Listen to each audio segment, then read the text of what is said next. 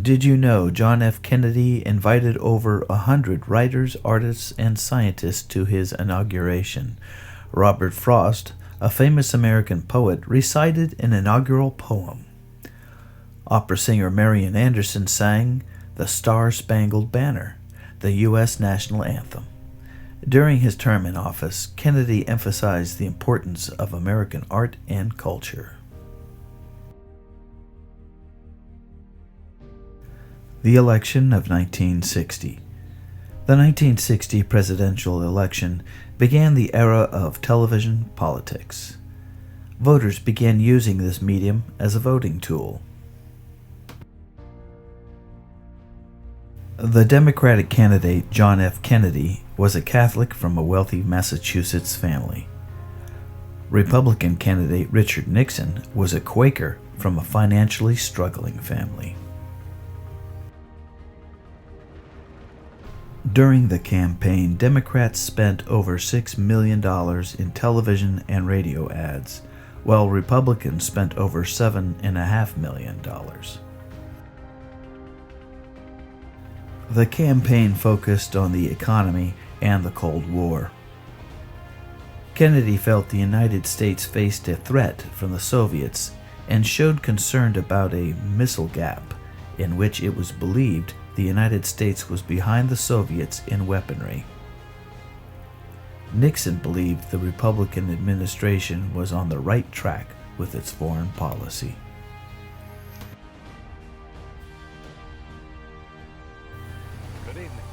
The televised debates had a strong influence on the outcome of the election. Kennedy won in what was one of the closest elections in history. In the election of 1860, Abraham Lincoln.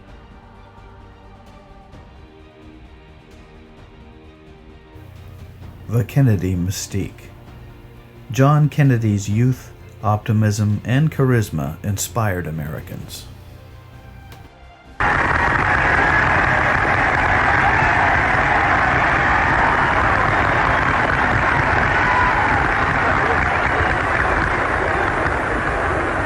Vice President Johnson, Mr. Speaker, Mr. Chief Justice, President Eisenhower, Vice President Nixon, President Truman, Reverend clergy, fellow citizens.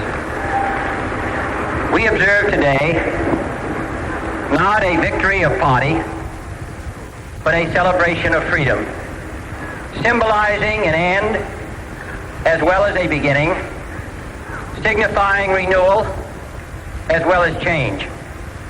For I have sworn before you and Almighty God the same solemn oath our forebears prescribed nearly a century and 3/4 ago. In his inaugural address, Kennedy told Americans, "Ask not what your country can do for you. Ask what you can do for your country." Kennedy was the first president to broadcast his press conferences live on television. And so, my fellow Americans, ask not what your country can do for you. Ask what you can do for your country.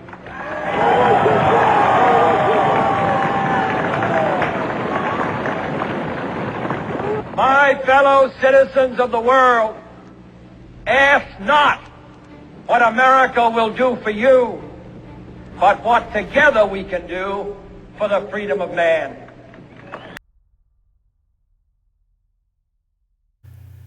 Success and setback on the domestic front.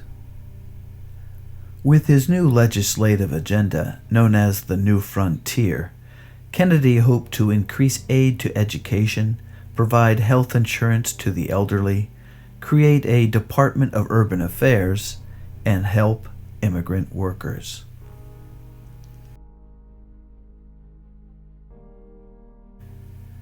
Kennedy was unsuccessful in pushing through many of his domestic programs, even though the Democratic Party had large majorities in both houses of Congress. many Republicans and conservative Southern Democrats felt the new frontier was too costly. Congress defeated many of Kennedy's proposals.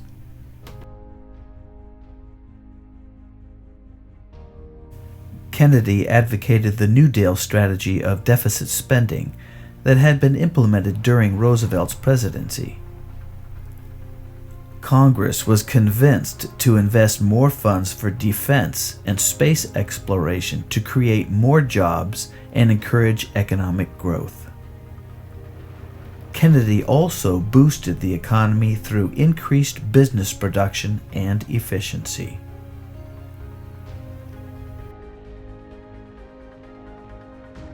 Kennedy helped the women's movement during the 1960s. He created a presidential commission on the status of women, calling for federal action against gender discrimination and affirming the right of women to equally paid employment.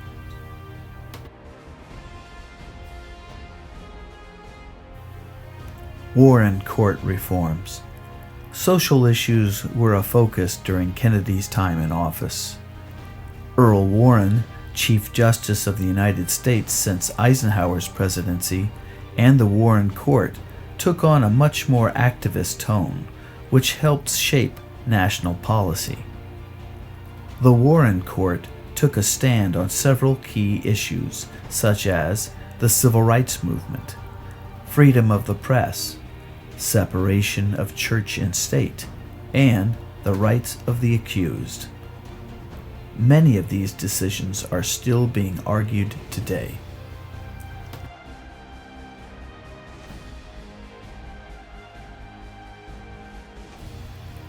One of the Warren Court's most important decisions involved reapportionment, or the way in which states draw up political districts based on changes in population. The Warren Court decided on the principle of one man, one vote, which required state legislatures to reapportion electoral districts so that all citizens' votes would have the same equal weight.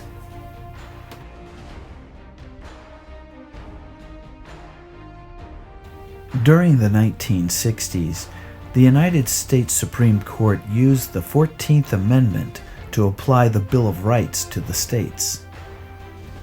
Due process required that law not treat an individual unfairly, arbitrarily, or unreasonably, and that courts must follow proper procedures and rules when trying a case.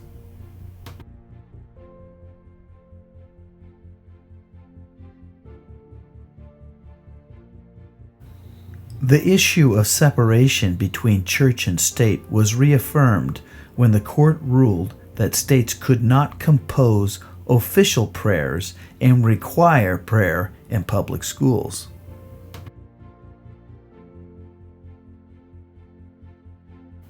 The decisions of the Warren Court were favored by some while opposed by others, but the court had an immense role in shaping national policy. Did you know representatives and leaders from more than 90 countries attended President Kennedy's funeral? Many public buildings in the United States and throughout the world have been named after Kennedy.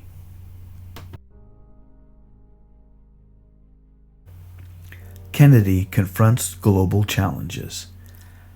As President Kennedy entered the White House, the nation's rivalry between the Soviet Union deepened.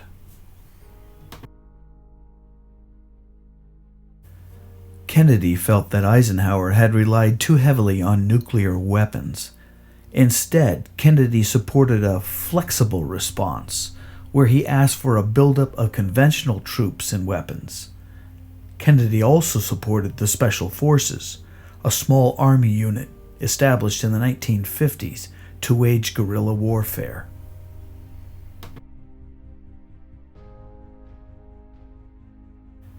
To improve Latin American relationships, Kennedy proposed the Alliance for Progress, a series of cooperative aid projects with Latin American governments.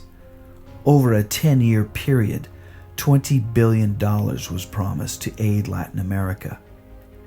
In Chile, Colombia, Venezuela, and the Central American republics, real reform took place. In other countries, the governing rulers used the money to remain in power.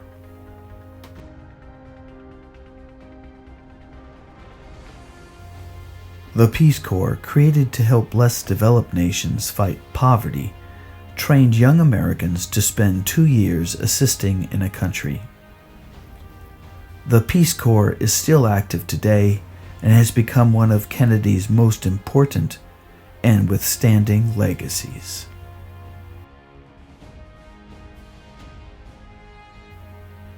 During this time of increased tension between the United States and the Soviet Union, the two countries engaged in a space race. Kennedy wanted Americans to be the first to reach the moon. On July 20th, 1969, Neil Armstrong became the first human being to walk on the moon.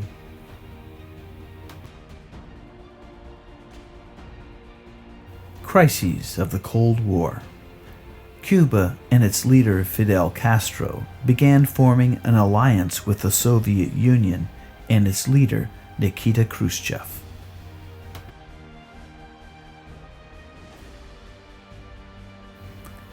During Eisenhower's presidency, the CIA had secretly trained and armed Cuban exiles known as La Brigada. Kennedy's advisors approved a plan to invade Cuba using La Brigada. On April 17, 1961, 1,400 armed Cuban exiles landed at the Bay of Pigs on the south coast of Cuba. Disaster struck as Kennedy canceled air support for the exiles in order to keep United States involvement a secret. Most of La Brigada were either killed or captured by Castro's army.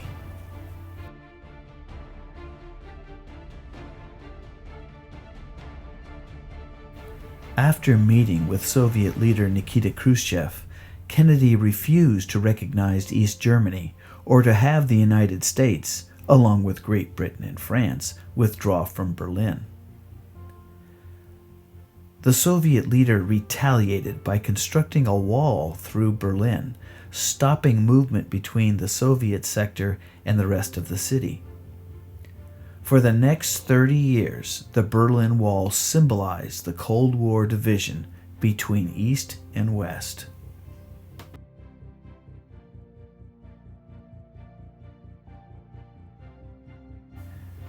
During the summer of 1962, American intelligence agencies discovered that Soviet technicians and equipment had arrived in Cuba. Photographs proved that the Soviets had placed long-range missiles in Cuba.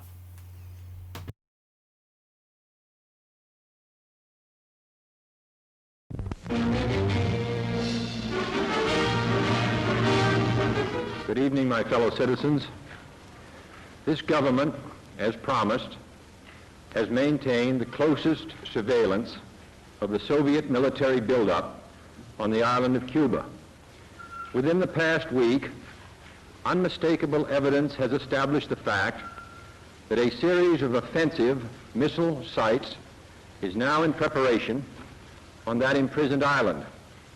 The purpose of these bases can be none other than to provide a nuclear strike capability against the Western Hemisphere. Only last Thursday, as evidence of this rapid offensive buildup was already in my hand, Soviet Foreign Minister Gromyko told me in my office that he was instructed to make it clear once again, as he said his government had already done, that Soviet assistance to Cuba, and I quote, pursued solely the purpose of contributing to the defense capabilities of Cuba, unquote. That, and I quote him, training by Soviet specialists of Cuban nationals in handling defensive armaments was by no means offensive. And that if it were otherwise, Mr. Gromyko went on, the Soviet government would never become involved in rendering such assistance, unquote. that statement also was false. Acting, therefore, in the defense of our own security and of the entire Western Hemisphere, and under the authority entrusted to me by the Constitution, as endorsed by the resolution of the Congress, I have directed that the following initial steps be taken immediately. To halt this offensive buildup, a strict quarantine on all offensive military equipment under shipment to Cuba is being initiated. All ships of any kind bound for Cuba, from whatever nation or port, will, if found to contain cargoes of offensive weapons, be turned back. It shall be the policy of this nation to regard any nuclear missile launched from Cuba against any nation in the Western Hemisphere as an attack by the Soviet Union on the United States, requiring a full retaliatory response upon the Soviet Union. I call upon Chairman Khrushchev to halt and eliminate this clandestine, reckless, and provocative threat to world peace and to stable relations between our two nations. I call upon him further to abandon this course of world domination and to join in an historic effort to end the perilous arms race and to transform the history of man. Our goal is not the victory of might, but the vindication of right. Not peace at the expense of freedom, but both peace and freedom here in this hemisphere, and we hope around the world. God willing, that goal will be achieved.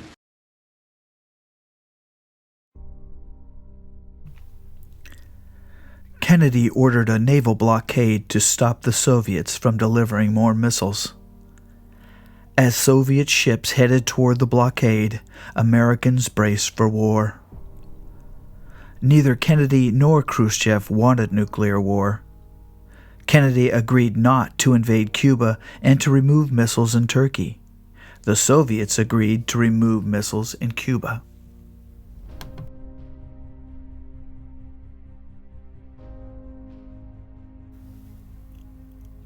The Cuban Missile Crisis, as it became known, brought the world to the edge of a nuclear war. Both sides agreed to work out a plan to ease tension. In 1963, the United States and the Soviet Union agreed to a treaty banning the testing of nuclear weapons in the atmosphere.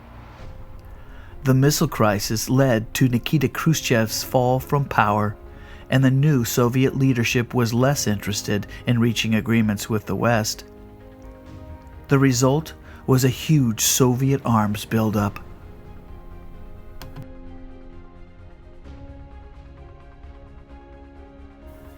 The death of a president. On November 22, 1963, John F. Kennedy was shot twice while riding in a presidential motorcade. He was pronounced dead a short time later.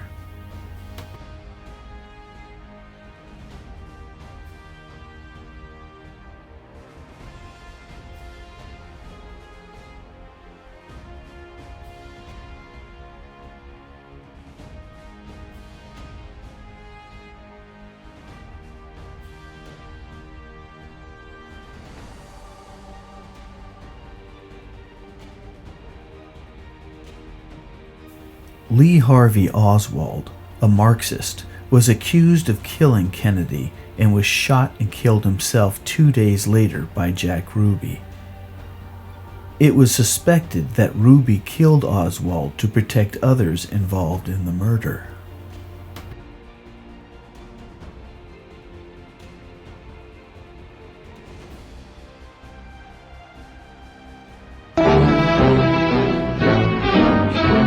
Madness and hate erupt anew in Dallas as President Kennedy's accused assassin is shot down himself during a jail transfer.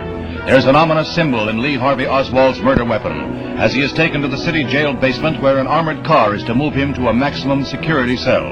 Oswald walks his last mile. His assailant moves in from the right. There is Lee Oswald.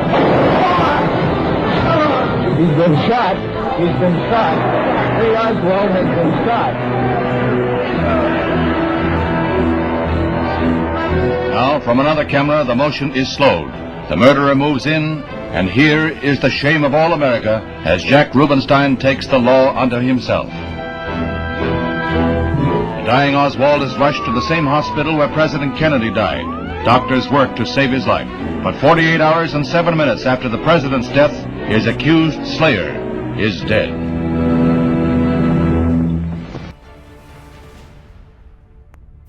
Chief Justice Warren concluded that Oswald was the lone gunman.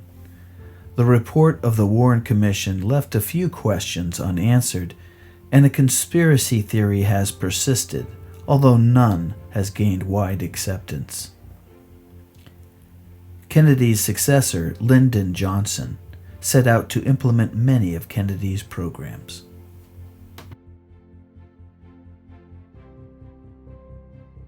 Did you know Lyndon Johnson taught English at the Sam Houston High School in Houston, Texas?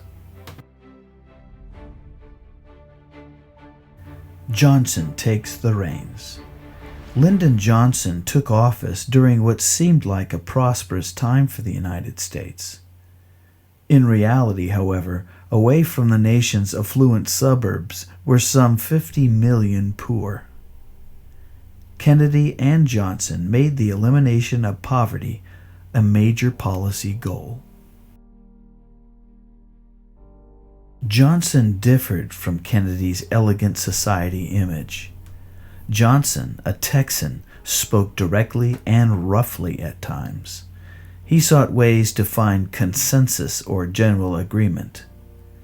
His ability to build coalitions made him one of the most effective and powerful leaders in Senate history. Johnson declared that his administration was waging an unconditional war on poverty in America. By the summer of 1964, Congress had created the Office of Economic Opportunity, OEO, which focused on creating jobs and fighting poverty. The election of 1964 had Johnson running against Republican candidate Barry Goldwater. Americans were not ready for Goldwater's aggressive message, and Johnson won in a landslide. The Great Society. Johnson promised a great society during his campaign. It was the vision of a more perfect, more equitable society. Between 1965 and 1968, over 60 programs were passed, including Medicare and Medicaid. Medicare was a health insurance program for the elderly funded through Social Security.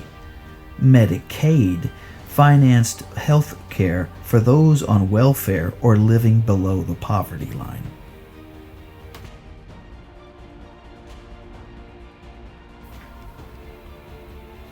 Johnson's interest in education led to the Elementary and Secondary Education Act of 1965 and to the preschool program Project Head Start, which was administered to disadvantaged children.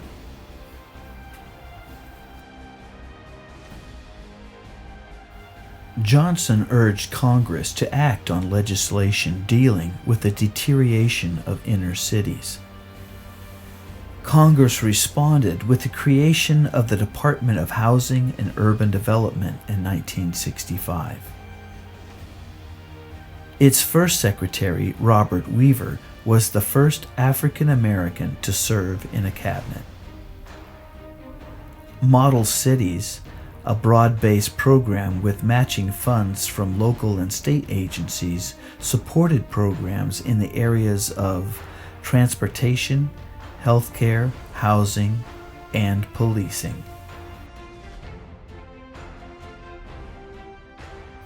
The Immigration Reform Act of 1965 played a key role in changing the composition of the American population. It kept a strict limit on the number of immigrants admitted to the United States each year. It also eliminated the national origin system, which gave preference to Northern European immigrants.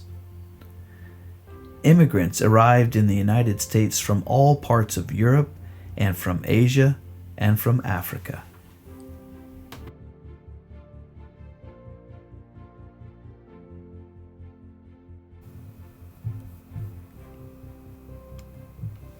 The impact of the Great Society was felt by all aspects of American life and improved many lives. Some Americans opposed the massive growth of federal funds and criticized the Great Society for intruding too much in their lives. There is a continued debate over the success of the Great Society. It did result in many Americans asking questions Americans continue to ask today. What remains today of the Great Society?